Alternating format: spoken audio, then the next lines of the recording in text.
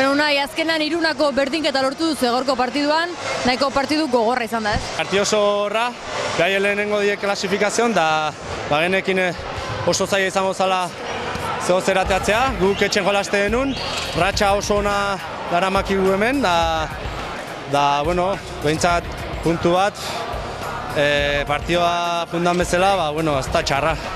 Izan ere, lehenengo zatia galtzen amaitu duzute, eta gero eman diozu buelta markagailuari. Bai, partio behaiek aurreatu dira, da hola hasten dianen azkenen errez jolaste du zaila baloiak entzea, ekipo oso na du, da azkenen lortu du behintzat partion sartza bigarren zatin, aurretiken jartzea, jo pena eta azkenen behaiek empatatu diguela, eta aleare aukeran bat eukideu, eta bueno, pena, irukoa, eta bueno, pozik. Iruna, markagailua, azaldi guztu zure ikuspuntutik, nolako partidua?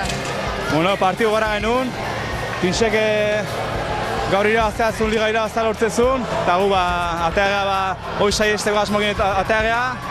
Partioa hasieratik oso gorra izan da, arbitrok eta falta asko bitatzen zituen, eta hola, jongea, deskansa bita galtzen, gero bigarren zatin aurretik hartza lortu dugu, baina bukaeran Irunakoa eta nintzat itxurona eman dut da guztua.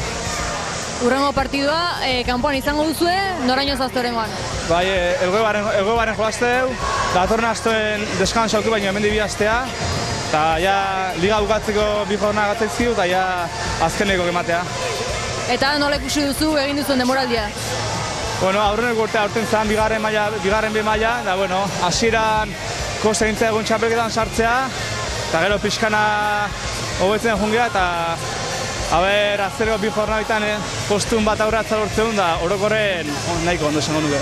Sakapen nagusien erdialdetiz zabiltzate, espero zenuten hortik ibiltza, atzerago gongo zinetelakoa. Ba, bueno, temporada hasieran helburua zen, altzan gorena gatzea.